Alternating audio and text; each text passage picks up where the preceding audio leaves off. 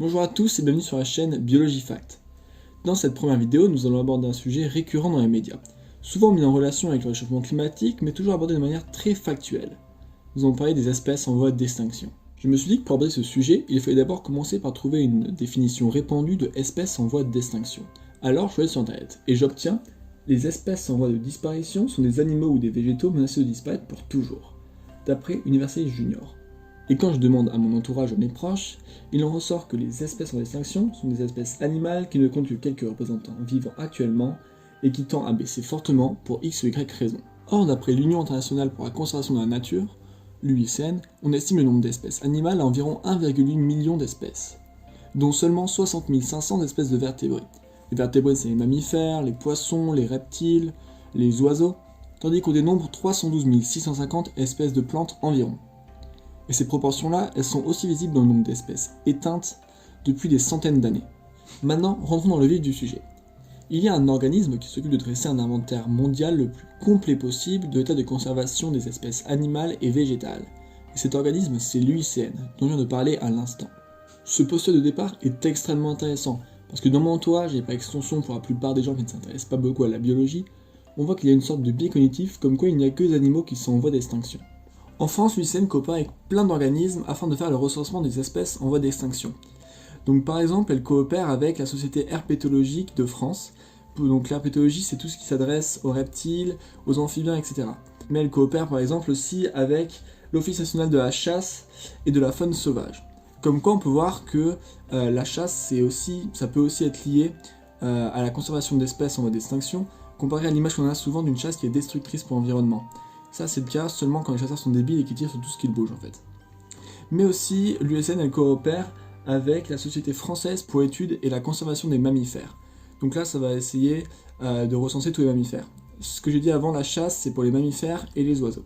Bien évidemment, ici, je parle de seulement 3 organismes, mais il y en a beaucoup d'autres qui aident ces 3 autres organismes à faire un recensement le plus complet possible de tout ce qu'il y a en France comme espèces animales. L'UICN classe les espèces qu'elle recense dans une liste, la liste rouge. Et elle les classe suivant des catégories. Éteinte, éteinte à état sauvage, en danger critique, en danger, vulnérable, quasiment menacée, préoccupation mineure, données insuffisantes et non évaluées. Quand nous on parle d'espèces menacées, en réalité on parle d'espèces qui sont dans les 3 catégories suivantes. En danger critique, en danger et vulnérable.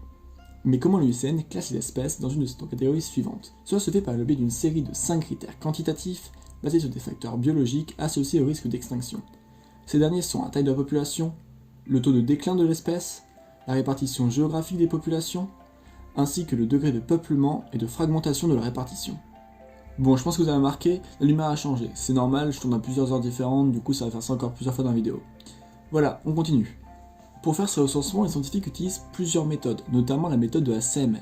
La méthode de la CMR, c'est quoi? C'est quand on prend un animal, on le capture, on le marque et puis on le relâche. Cette méthode-là, elle se fait sur des longues périodes de temps parce que les scientifiques, quand ils vont attraper des individus qu'ils avaient déjà eus, ils vont pouvoir faire des comparaisons et du coup savoir les âges, les déplacements des populations et avec des formules mathématiques un peu plus poussées, ils vont pouvoir connaître l'effectif de la population. Et ça de manière plutôt précise. Le souci avec cette méthode, c'est que ça marche sur des espèces où c'est facile de capturer des individus. Par exemple des chauves-souris. Le problème, c'est qu'avec des espèces où c'est beaucoup plus difficile, imaginons des panthères nébuleuses à Bornéo, là ça se complique, et donc c'est une technique qui a ses limites en fait. La deuxième méthode, c'est une méthode qui consiste à faire un comptage visuel et auditif. En fait, les scientifiques ils vont compter tout ce qu'ils voient ou ce qu'ils entendent un à un, ça peut être les individus, ça peut être leur habitat, ça peut être leur empreinte, et tous les résultats ils vont être multipliés par une surface déterminée à l'avance. La surface, ça va être celle dans laquelle ils travaillent. Et enfin, le résultat qu'ils vont obtenir, ça va être les effectifs globaux des populations qu'ils ont observées. Le comptage visuel, il est beaucoup utilisé par les scientifiques pour tout ce qui est comptage des oiseaux marins. Pourquoi? Parce qu'en fait, ils utilisent une méthode qui s'appelle la méthode des transepts. Un transept, c'est une ligne imaginaire horizontale qui trace dans le ciel, et chaque fois qu'un individu va passer sur cette ligne-là, ils vont noter. Et les observations notées, elles vont être mises dans une cartographie en mailles carrées. C'est une cartographie où chaque localisation correspond à un individu. Elles vont être multipliées pour définir des effectifs globaux.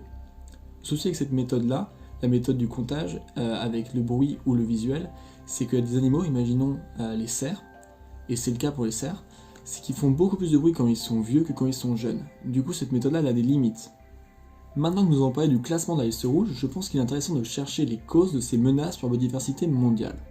Dans la dernière édition de la liste rouge mondiale, l'édition 2019-3, on compte sur 112 400 espèces, environ 30 170 espèces menacées d'extinction. Parmi elles, 41% des amphibiens, 14% des oiseaux et 25% des mammifères sont menacés d'extinction mondiale, quand même un mammifère sur 4, c'est énorme. On compte aussi 30% des raies et des requins, 34% des coraux constructeurs de récifs coralliens et aussi 34% des conifères, c'est énorme. Et du coup, plusieurs scientifiques pensent qu'il va y avoir une 6ème grande extinction de masse des espèces sur la planète. Et c'est un scénario qui est plutôt à craindre étant donné des statistiques qu'on vient de voir. Dans une certaine mesure, l'extinction est naturelle. Par exemple, les changements d'habitat ainsi qu'une mauvaise tendance à la reproduction figurent parmi les facteurs qui font en sorte que le taux de mortalité d'une espèce soit supérieur à son taux de natalité sur une période suffisamment longue, ce qui mène au bout du compte à la disparition totale de l'espèce. Cependant, toutes ces causes naturelles, elles sont absolument insuffisantes pour arriver à de tels chiffres. Et c'est là que l'humanité apparaît. Malheureusement, l'humanité elle arrive à causer l'extinction de notre espèce, et ça de plein de manières différentes. Ça peut être en chassant, en polluant, en surpêchant, en introduisant des espèces envahissantes dans la nature, mais aussi en changeant les zones humides et les forêts en zones de terres cultivées et en zones urbaines, et plus généralement en accélérant le réchauffement climatique. Parlons un peu de toutes ces raisons, et à commencer par la surpêche. Chaque année, les pêcheurs pêchent environ 85 millions de tonnes de poissons, ce qui est énorme, c'est environ 4 fois plus qu'il y a 50 ans.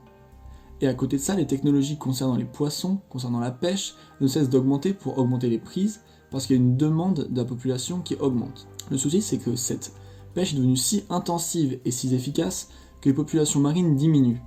Parce qu'en fait, il y a une surpêche constante qui sont appliquées sur ces espèces, et ne peuvent pas se reproduire assez rapidement pour lutter contre cette surpêche, et donc elles diminuent jusqu'à disparaître complètement. De nombreuses espèces très importantes pour le marché du poisson sont notamment touchées, comme le fléton de l'Atlantique, la limande, le cabillaud, la baudroie, la sole commune ou encore le turbo. Et de grands prédateurs comme le thon rouge et différentes espèces de requins et de raies sont même en voie d'extinction. Heureusement, il y a des associations comme WWF qui sont là pour faire des partenariats avec les grandes surfaces comme Intermarché afin que les poissonneries vendent des poissons qui sont beaucoup moins communs pour diminuer la surpêche sur les espèces que j'ai énoncées juste avant. J'en viens maintenant à la principale menace pour les espèces terrestres, la destruction des habitats.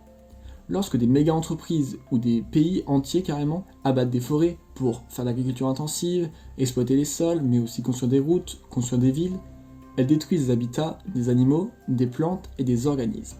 La moitié des forêts qui couvraient jadis la Terre ont aujourd'hui disparu, et elles continuent de disparaître à une vitesse 10 fois plus élevée que leur capacité à se régénérer, sachant que les forêts tropicales comptent environ moins de la moitié de toutes les espèces qui sont sur Terre, et que chaque année, il y a environ 13 millions d'hectares de forêts qui disparaissent. Vous imaginez donc la catastrophe pour la biodiversité qui est en train de se passer. De plus, ces habitats peuvent être détruits par des catastrophes naturelles. Prenons l'exemple des feux de forêt.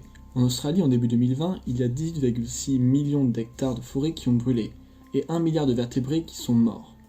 Il y en a aussi qui sont laissés sans nourriture, et d'autres sans habitat. Et donc des scientifiques pensent qu'il y a des espèces emblématiques qui ont disparu, et d'autres qui sont en grand danger. Je parle ici des habitats terrestres, mais des habitats marins, comme les grandes barres de corail, qui sont grandement touchés par ce problème.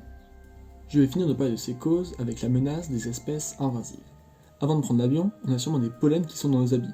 Il y a peut-être des serpents, des araignées, d'autres insectes, des rats qui sont montés en soute, et quand l'avion atterrit dans un nouveau pays, ces espèces-là vont sortir et elles vont s'attaquer aux espèces qui sont déjà présentes. Ou en tout cas, elles vont rivaliser avec elles pour la nourriture ou pour l'espace. On parle donc d'espèces invasives. Ces espèces invasives, elles causent des dégâts considérables. Et d'après l'UICN, ces dégâts considérables sont irréversibles. Des centaines d'espèces auraient déjà été impactées par ces espèces invasives et auraient disparu.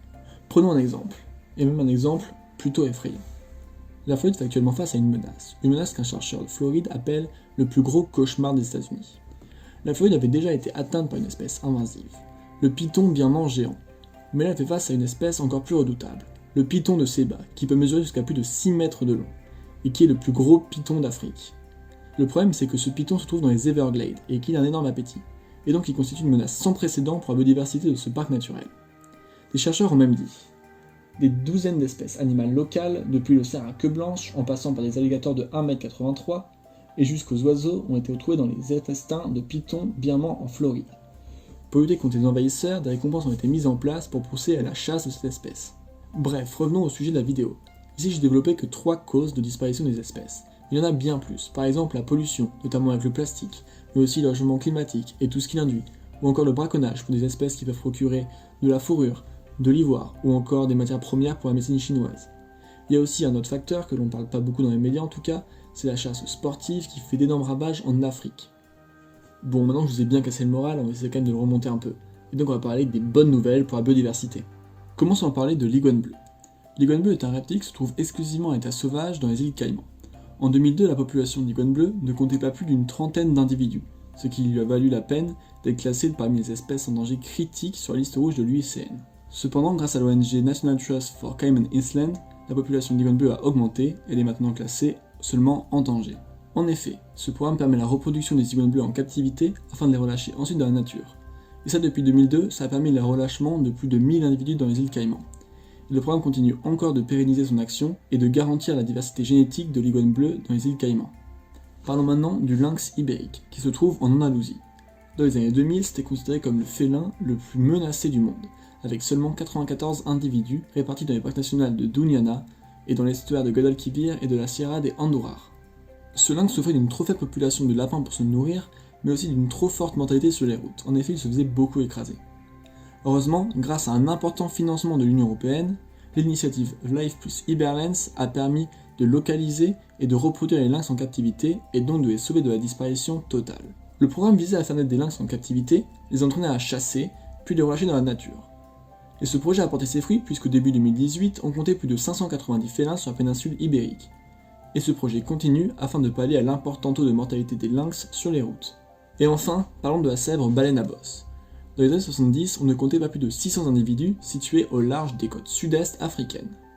Elles étaient chassées et c'est ce qui a failli faire éteindre l'espèce. Heureusement, en 1979, l'Afrique du Sud a interdit la chasse à la baleine, et c'est ainsi que d'après un recensement de National Geographic en 2018, on compte environ 30 000 individus situés au large du Mozambique. Bon, on a fini la vidéo avec un meilleur moral j'espère, donc voilà je peux vous dire mettez un pouce bleu si ça vous a plu, abonnez-vous, et puis à la prochaine fois pour une nouvelle vidéo. Bye.